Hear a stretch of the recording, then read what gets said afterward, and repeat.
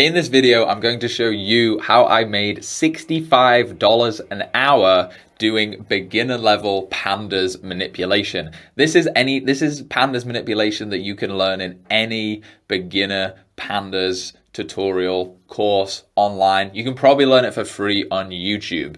And this is true. I'm going to walk you through the exact process I used from my proposal through to getting him on the call, through getting him on the sales call, through closing him, through beginning to work with him, through continuing rate negotiation, delivering an excellent service to him, and at the end getting a 5-star review. Right here you can see I charged $65 an hour for 6 hours for a total of $400. So this really is for anyone who is a beginner or anyone who's just getting started on Upwork and wants to know, can they actually make money doing this? Can I make money as a data scientist? Can I make money as a data analyst? Can I make money as a machine learning engineer? And I want to show you that yes, it's possible, and you don't actually need to know that much.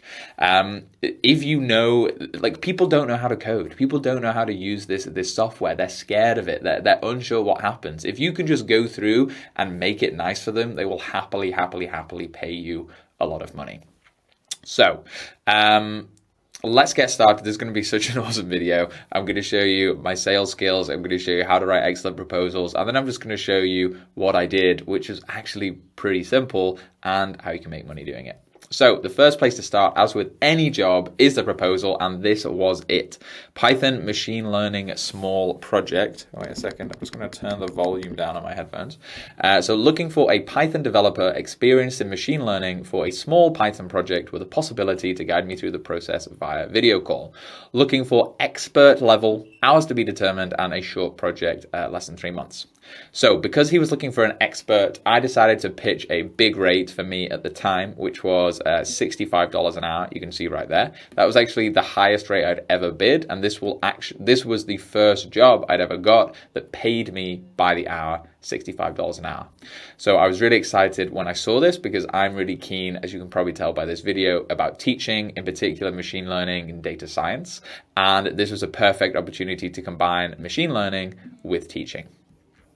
So this was my cover letter. If you've seen the video before where I tell you how to thrive on Upwork, I found his name on his profile. And I just said, I'm an expert Python developer. Given that I'm not an expert, first off, I only have a year of experience. I started teaching myself. You can see here it's Monday, the 29th of June, 2020. I started teaching myself coding in May 2019. And that was it. That's it. I taught myself. I'm not an expert. But he said he's looking for an expert, so I said I was. I'm an expert Python developer with extensive experience in machine learning. Again, extensive experience. It's all subjective, okay? I just said I have extensive experience. In my opinion, it is. In his opinion, it might not be. That's okay. 1 year experience, extensive for me. It's my experience is extensive with machine learning in comparison to my experience with web development, for example. So yeah, that's fine. I'm also a tutor, and so would happily guide you through the process via video call. Again, a short proposal because he gave me a short job description. Here's an example of my work creating graphs in Python to get an idea of my teaching style, and gave him an article for Finxter. If you don't mind sharing, what was the title of the project? And then this is just, I copy paste this at the bottom of all of my proposals, though note, since sending this proposal, this particular line would probably get me banned from Upwork. So it's now against Upwork's terms of service to use any external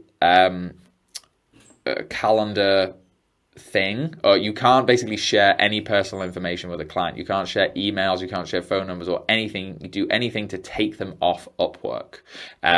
So you're also not allowed to use Calendly to schedule calls, but I believe Upwork is working on a scheduling system, because it's really annoying, as you will see in these messages, to see I'm available this time and this is my time zone and blah blah blah. If you're doing that with 10 people, it's just really frustrating. So hopefully that will end soon. And these are the messages that he sent. So he said, "Hi Ivan," don't know why he called me that. "Can we discuss the project tomorrow over Skype?" And then I tried to just organize a time. When's best for you? And then he basically flaked on me because he had to drive to another town. I followed up and again gave him the Calendly link. Again, so this was on the 24th of March. A week later, I follow up again, and then I don't do anything. I assume it's dead, nothing's going to happen, and so I move on with my life. But then he says a month later, "Hey, are you here?" And I did have some free time. I was able to. I was still excited by this project actually because it was still going to be a very high paying project. And he says, "Oh, beautiful line. This is it. Oh, it makes me so happy when I see this. Hi, Adam. Yes, it's urgent. Why am I happy when I see this? Because I now have power. He needs something now. Okay. He's like, I urgently need this thing. I need it done right now. If I say, oh, okay, then I can happily then get $65 an hour. Before I thought I was pushing it, but now he's saying, I urgently need this thing. Even if I said, oh, it's $75 an hour, it's $80 an hour, he'd be way more inclined to do that. Whereas if he's like, yeah, I can kind of get this done, whatever, I'll wait and see. Urgency is amazing. So again, I sent him this call, the link, we have a call on Skype, and let me take you through the sales call. So we get on the call and he starts walking me through what he's got. So where are we? So he has this file, a log file. I don't know what a log file is, first off, but it's got some data in it. And he's shown me some Pandas work that he's done. And he starts trying to walk me through the code, and I'm just looking at it, and I think, okay, this guy does not know how to code. I have no idea what's going on. He hasn't commented it. It's just all over the place. It's really, really complicated. And he clearly doesn't know how to use Pandas. And there's nothing wrong with that. But like I'm not hating on him or anything. But he just doesn't know how to use Pandas. And that's fine. I can offer him immense value because I do know how to use Pandas. And he says, look, I've got all this data and I want to basically convert it into so that it looks nice and it looks like what did he say? I want it to look like this. So I want to have one column for the start time, one column for the duration, and then this column with all ones for magnitude. And then also I want another one that is start time, duration, and then another column which is code. And you'll see here on the log file there is a code is one of the columns here, and you'll see it a bit easier in a second. And he said, oh, also I want, so the duration has to be like the difference between the start times and things. And I'm thinking, this seems pretty simple. I'm pretty sure I could do this in a few minutes. And he's saying, oh yeah, like how would you go about doing this, what and whatnot? And I say, look, so I was on the call. I didn't know what a log file was, but he was using Pandas, so I was confident I'd be able to use Pandas as well. And I know how to use Pandas. So I said, look, Johnny, I'm very confident I'll be able to do this. You said this is urgent. Press on the urgency. So what I can do for you right now is I can stay on the call with you and I can get started on this. We can do an hour and a half right now. And hopefully I'll be able to have this finished for you in that time. How does that sound? And he says, that's awesome. I say, great. So go to my proposal or go to my profile and click hire me. Or go onto the proposal and click hire me. And I stay on the call with him and I say, hire me for this, press $65 an hour for that. And he says, oh, I just need to get my card. And I wait for him to fill out the card and he hires me on the call. There's no waiting around. There's no, okay, let's book another time. I had time to do it right then. So I thought, right, I want to close this guy right now. I'm going in hard. We're going to get started. So he pays and then we get started on the work. Because I also knew I could see through some of his code by looking through it that it was a bit dodgy, that there were problems with it, and I knew how to fix them straight away. However, I didn't want to just give him all the solutions because then he's not going to pay me. So that's why I made sure he hires me first. I open up the Upwork desktop. Oh, what's happened? Okay, so unfortunately had some technical difficulties there, and I've had to move to another room. A colder room, hence I've got this hoodie on and you can't see my wonderful patterns on the shirt anymore. But regardless, we're getting back to it. So I opened up the Upwork Pro desktop app, waited for it to come through on here and clicked recording time and began working with him on the call right there. So let me take you now to the actual notebook that I used on the call. And this is what I did. I did this throughout the call. As a side point, people don't know how to code. I've already said this, but people also don't know what coding looks like. Okay. And this took me a while to realize, but they don't know that coders spend hours and hours every single day Googling things on Stack Overflow or asking for answers. So it's totally fine if you know something but you need to Google it. If anything, especially if someone wants to be taught how to code, it's so valuable for them to say, look, I don't know the answer to this right now, but I'm going to show you how I Google it and find out the answer. What's that old saying? Like, give a man a fish and he eats for a day, teach a man to fish and he eats for a lifetime. It's the exact same process. So let me take you through this notebook. I'll just start off by running them all. Obviously, we need pandas and NumPy. And then I just read in the file. So I just press Control, Shift, and minus there to create a cut. So I should note actually that this file is called fast.log. He wanted me to do the exact same thing that I'm about to show you now, also for slow.log. I don't really know what this data means or anything, but it was the exact same thing. I'm only just going to show you for fast, just for the sake of brevity. So I just read this in, and I didn't know what a log file was. I'm not sure what the difference was, but thankfully Johnny, the client, had already done some work and so I could use some of his code. He'd already figured out how to read in the log files, and he wanted, to skip the first 2 rows, and this is the separator you use instead. So this just means space. This is a regex, so it's like space, any one or more spaces in between. That's what separates a log file, not a comma or anything else. And then he told me he only wanted these columns, so trial, event, code, and type. And then he told me that these columns are actually named incorrectly. So they should be called, as in the log file. Oh, wait, let me pull it up. In the log file, they've been named incorrectly. So they need to be renamed. So trial and event are the same name. Note that I give them lowercase letters just because it's easier for me to work with. And he said that code should actually be changed to time, and then type should actually be changed to code. So I read this in, print it out, and these are the first 20 rows. Let's have a look actually at just fast in general and see. So it's 470 rows and 4 columns. So yeah, read this in. He says this looks good. Cool. The first thing he says to me is we need to remove all the events that are pulse. You can see here there's loads of them, pulse everywhere. So all I do is create a variable pulse, and that is fast.event equals pulse. So we know this column. This is just, so fast.event gives us the column for the event here. And then he says he wants it to equal pulse. So we just do equals pulse, and this returns a pandas series, which is true for every single row where it does equal pulse. And you can see that it's 1, 3, and 4 here, for example, and we've got 1, 3, and 4 here in the data frame. And then what we're going to do is we're going to drop all those labels. And a really nice way to do that is we're going to use fast.drop. And I never remember how to use this method. So again, I remember Googling how to do this. So like pandas drop method, and you can see here, look, it's in my recent search.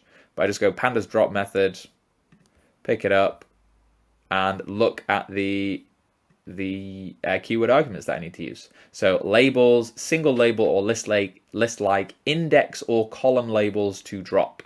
Now note that we want to drop rows here. We want to drop things from the index. So we need to get these values here that are true. So I showed you up here. So we want basically a list that says 1, 3, 4, 465, 466, etc. How do we do that? Well, first off, what we need to do is we do fast, and we're going to split it on pulse. Well, first off, let's create this event. So let's paste this in. When we do fast pulse, all we get back are all these values where the event is pulse. And then if we do the index of that, we get a list of all the indexes for this particular data frame. So he also said he wants to drop all of the pulses apart from the very first one. So if we go back to here, he wants to keep this pulse, but then all the other pulses after that, he doesn't want them. So what we do is we have the index here, and instead of selecting every single value in the index, we're going to select the first value and then up to the end. So you'll see that this starts at 1, then 3, 4, 5. But now if we print it out, it just goes 3, 4, 5, 6, etc. And then we now have this list or list-like variable of numbers, and these are row indexes, and we're going to drop them. So we pass this to the labels keyword in the drop method. And then I'm going to reassign that to fast. So when we run all of that, we see that if we print fast out now, it's only 154 rows. And the indexes are all different. So it's like 0, 1, 2, 9, 12. It's not in sequential order anymore because we've dropped quite a lot of them. In fact, I'm not sure how many. Well, we dropped obviously a lot, like 154, 470. So the vast majority of the data we removed. He also then said, if we're looking at this, he says we don't need. He said we don't need this first row. So then I did fast.drop labels equals 0. So I dropped this first row as well, so that the very first thing on fast starts with this pulse. And we want to measure everything that comes after this pulse. Cool, so now we have 153 rows. And now he tells me he wants to create the columns start time and duration. Now the start time is this value here. I'm not sure what units it's in, I can't remember, but what we needed to do was access this value here, because that's basically we want to subtract this, this is the 0. So we want to subtract this value from every single value in the start time to give us the time, I think in maybe milliseconds or seconds. So the way to access that is it's fast.time. Gives us the entire series, this column. And then to get the very first one, we just do iloc to access by positional locator. And then the first one, because of course indexing starts from 0 in Python. And now we get this value here. So the start time column is going to be just fast. He just told me all of this, and I just had to change it into code. Is the time column minus this first value here. So that's what it is. Fast start time equals fast.time minus fast.time.iloc 0, the very first value, over 10,000. So I think this was to convert it into seconds. And again, he just told me all of this. And then the next one, this was the thing he was having trouble with on the call. And I thought there would be a method to solve this. I also thought if there wasn't a method, I'd be able to figure out how to do it. The thing he was having struggle with was calculating the duration column. So the duration is the difference between all these start times. So you can see here, it's like, actually, you know what? Let's just create the start time column. And then print fast out again. So we see the start time now is 0 point whatever. And yeah, this is now in seconds. So between what we want then, the duration column will be, obviously there won't be a value here for the first one, but for the second value, the duration will be 0.0051. And then the third value in the duration column will be the difference between 11.9831 and 0.0051. And he was having trouble doing this. And so what I did was Google Pandas calculate difference between columns or between rows, something like this. And then you just find it right here. Difference between rows or columns of a Pandas data frame object is found using the diff method. Woohoo! So let's open this up. Pandas.dataframe.diff. First discrete difference of element calculates the difference of a data frame element compared with another element in the data frame. Default is the element in the same column of the previous row. Ding, ding, ding. We have a winner. This is exactly what we're looking for. So that saved me a lot of time. I now don't have to write, some code to figure this out. Pandas has already figured it out. As a side note, whatever you're trying to do, if you're a beginner, Pandas probably has figured it out already, or a library has already been written already for you. This is great news because you can just get your stuff done really easily. So this is what I did here. Create the duration column. It's just fast.time.diff over 10,000 again to convert it into seconds. And here we have it. We've now got the duration column, and you can see it's a nan for the first one because, of course, this is the start time. And then, yeah, 0.0051, 11.9780, 2.9906. Woohoo. Great. So he says, Adam, this looks great, but I'm not a big fan of these indexes here on the side. And I say, Johnny, I absolutely agree with you. So we create a new index, and I ask him what value does he want it to start from. This is really important for real life, because in real life most people start counting from 1, not from 0.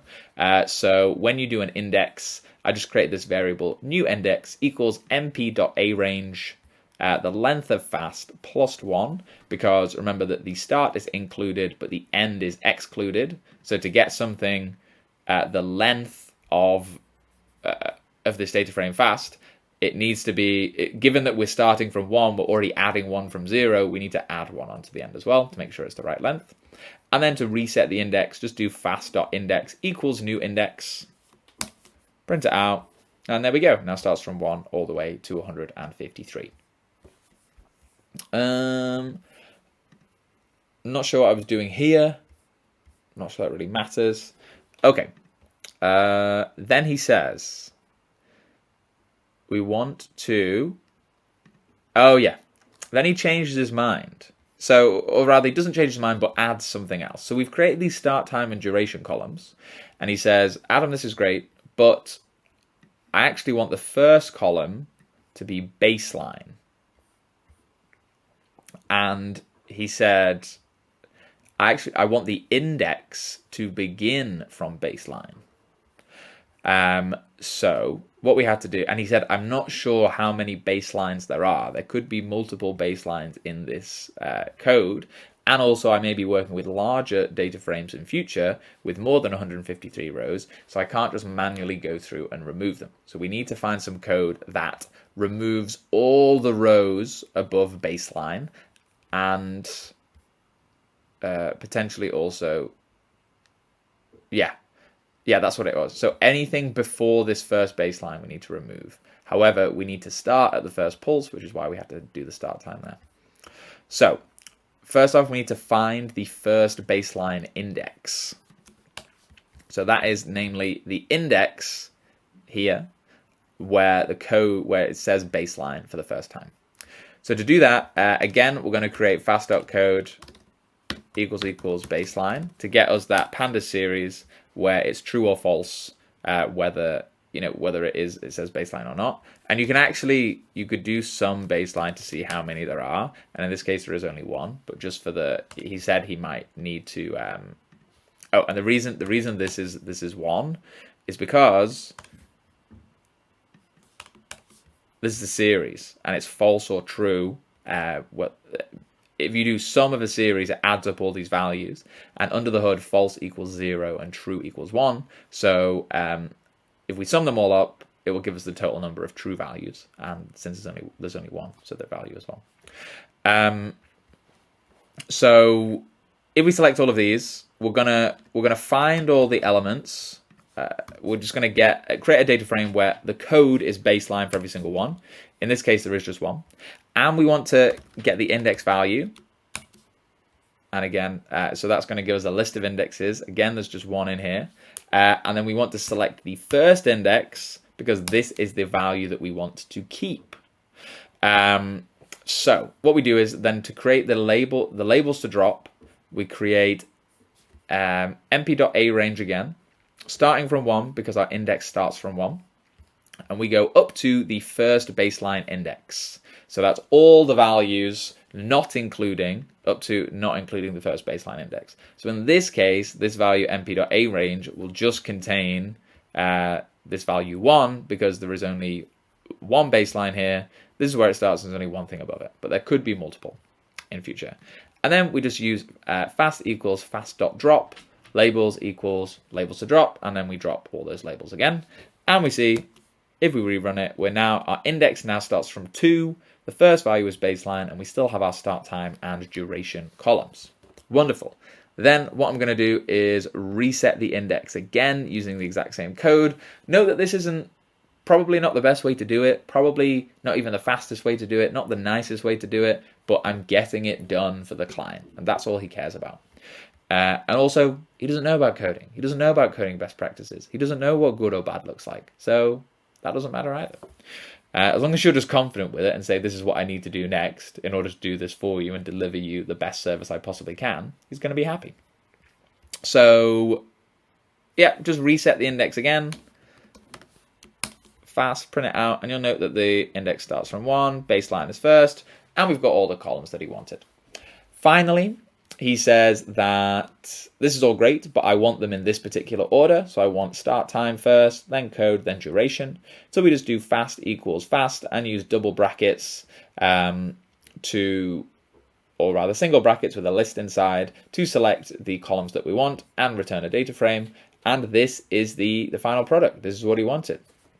We've got the start time here on the left, the code down here, and the duration here on the right.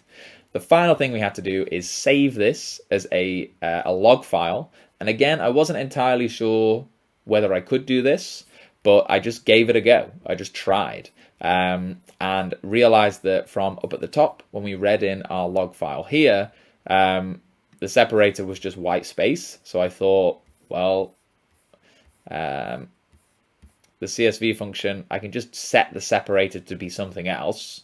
And then it doesn't have to, although CSV stands for comma separated value, you can set the separator to be anything, and then it will be then it will be something else. So I just decided to write fast underscore log.log equal, and then separator is space, and he didn't want the index there. I asked him whether he did. Press save, and now we can see that this is here. And this is the output. You can see, oh wait, shouldn't have done that. I needed to run this. Then I needed to run this. Here we go. This is the output. I've got the start time, code, and duration, and then all this lovely data for the client. So that was step one. The next thing to do, and I believe the final thing that we did on this first call was, and this you should do this for all your clients, is instead of giving them a Jupyter notebook to run, which they probably don't know how to run, and they don't really know what's going on, what you want to do is give them a package which they can just use straight away. If they have any kind of knowledge of coding, this will be incredibly helpful to them. So you say, look, I'm going to write you a function that does everything for you, so that you just need to write one line of code that's easy to understand, and it will output what you need. So I basically copy and pasted everything here. So this is reading it in, selecting the columns, renaming the columns, finding the pulse, dropping the pulse labels, dropping the first label, creating the start time and duration columns, resetting the index, removing everything above baseline, resetting the index again, selecting the right columns. And then the final thing I wanted to do was I just wanted to pass in the log file as the only argument. So I used the name of the log file basically to find the point. This is what I did. So it's called fast.log, and I want the output to be like fast_log.log. So I use this little trick or bit of code where I just did, so this is what I did up here. So A equals fast.log, and then let's do this together. A is fast.log, and then point is a.find this, and if we print point, this built-in string method gives us the index for which where the point is. So basically I'm looking for this dot here because I want everything before it. So if we do a point, we'll get the dot. And we want to keep everything before that point. So I'm going to do I'm going to slice the string, so that I just get the file name. And then I want to create a new file name, which will be this point plus _log.log. And then this is what the output is going to be. So that's what this bit of code does here. And then I just do fast to CSV, give it a new name, the separator index equals false, and then run that here. Then all you need to do is tell him you can do cell run all to run all the cells in this Jupyter notebook, and he'll get his output. But then also you can tell him, because I've been on the call with him, walking him through this the whole time, if you need to use this in future, you now have this Python function which you can copy paste anywhere. You can save this, you can create it into your own module, whatever you want, and then you'll be able to use this in future for any kind of data set. And this is awesome. So that was the first call we had together, and he said there's a bit more we need to do, but we'll have to do it some other time. And I said, no problem, thank you. So we get on the call. Wait, let me just get some water. Oh,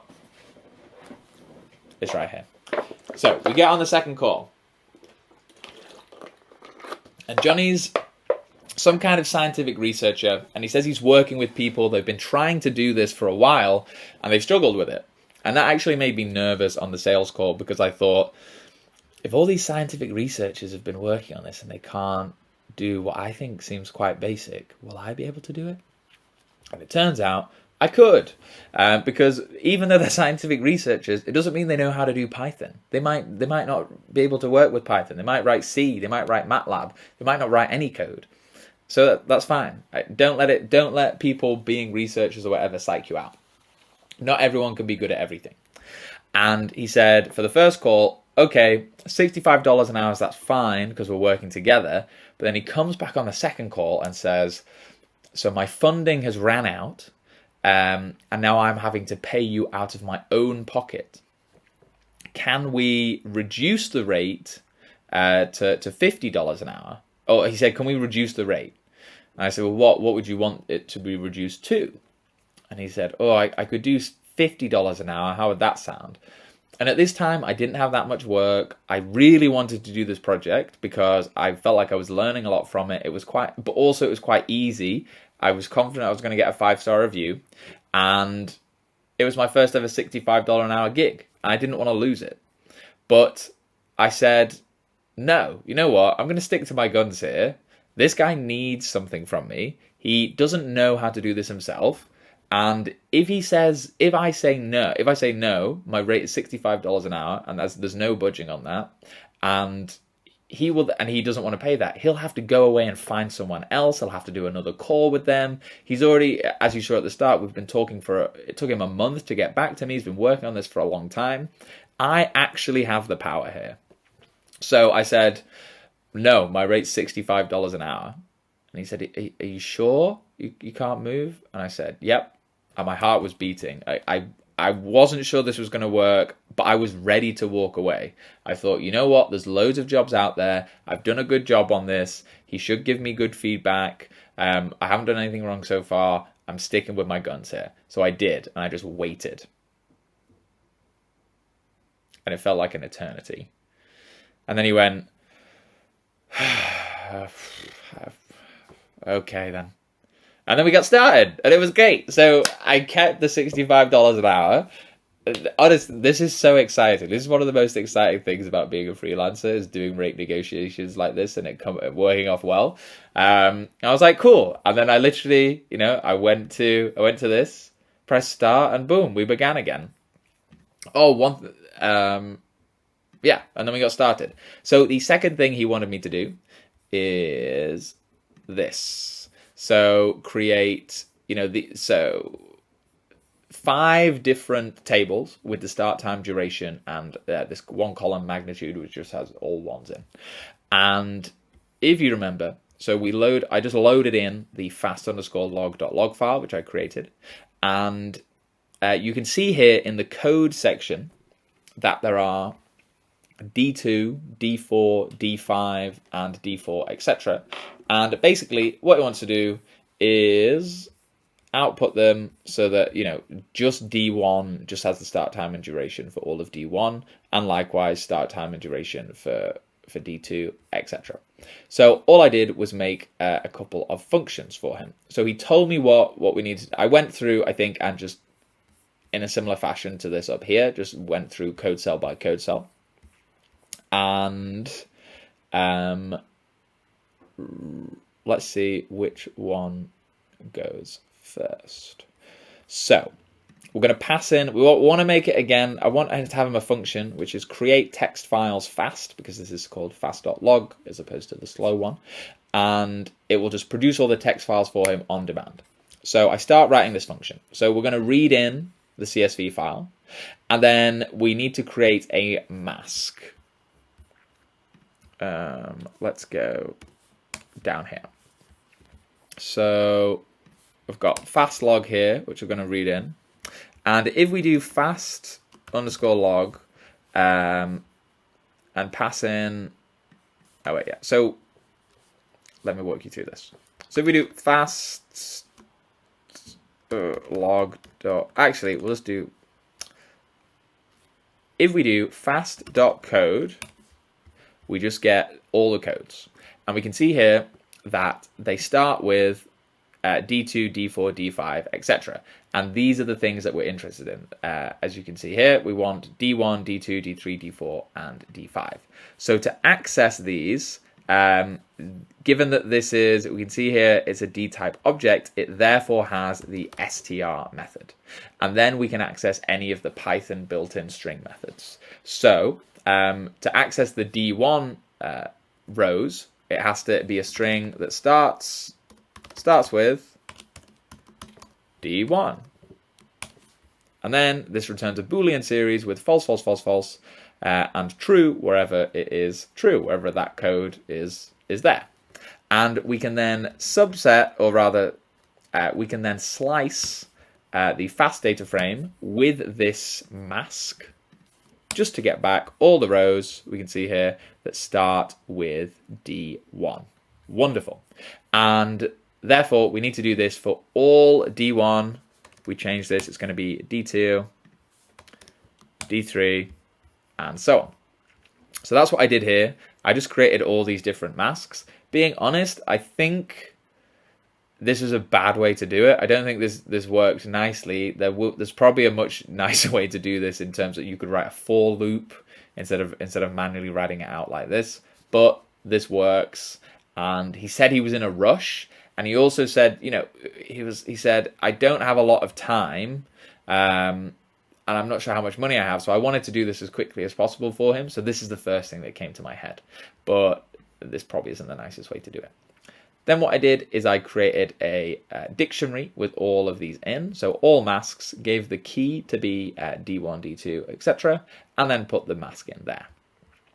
And then I iterated over all masks. And I want to do for the DI mask in all mask.items. So iterating over this. Make fast D text file.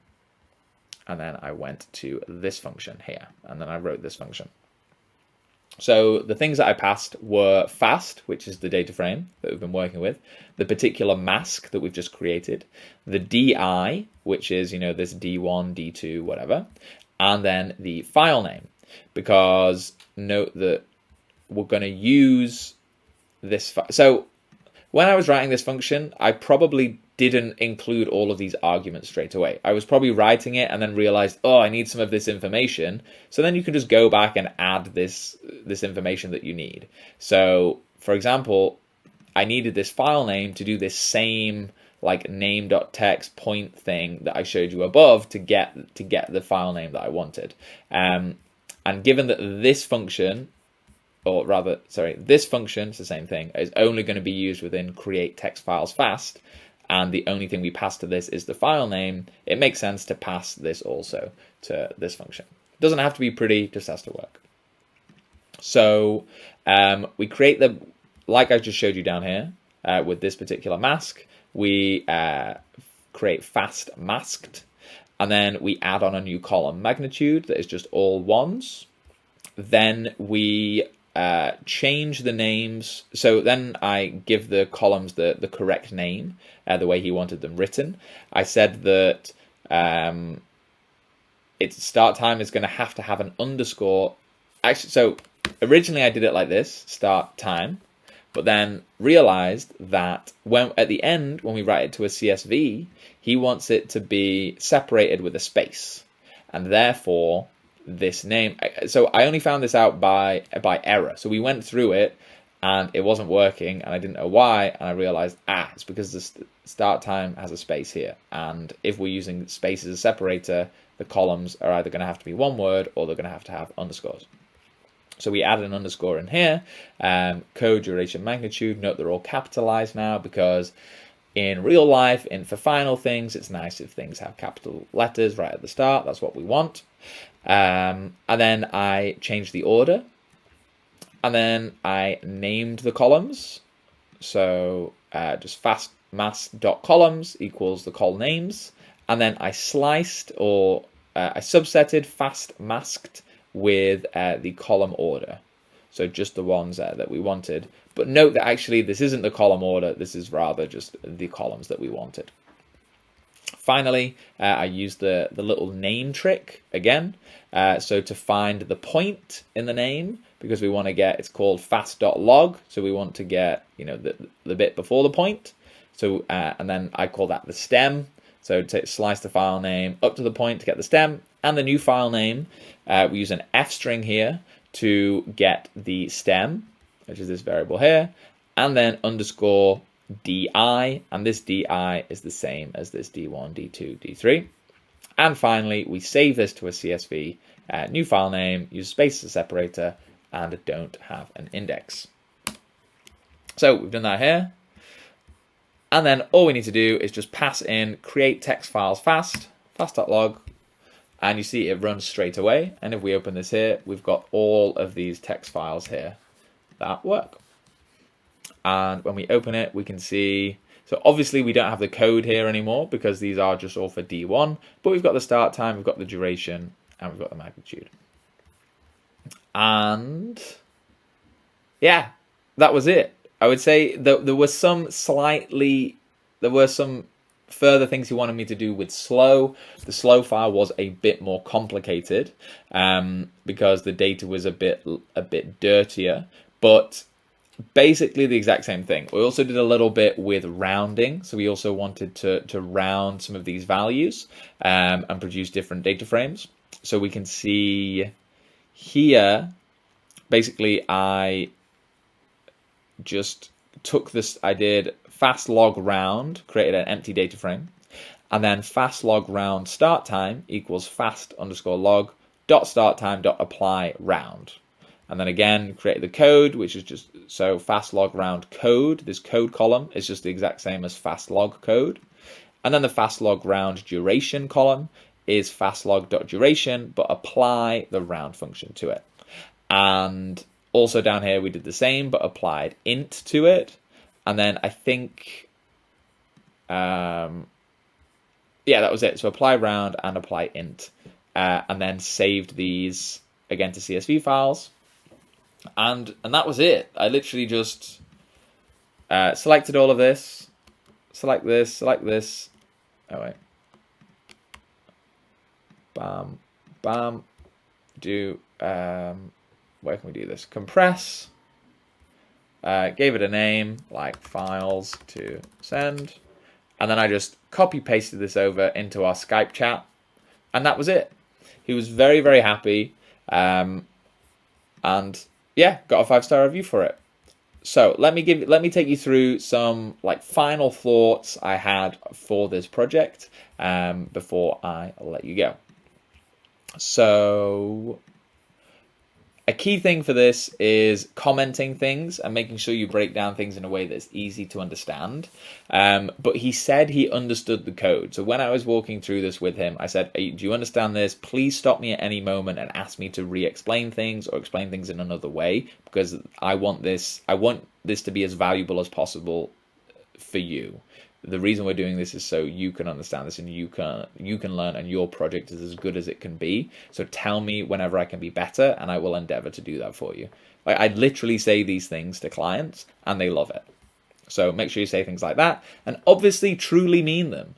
I truly do want this to be as great as possible for him. I want to give him the best service possible. I want this project to be successful for him, and he can feel that.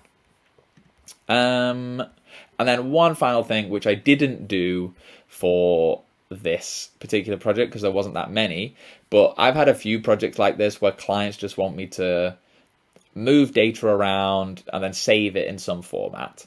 And this, he only had 5 text files here to work with, so that was fine. But I've had clients where we create 1,000 files and it takes ages to run. So what I would do then is,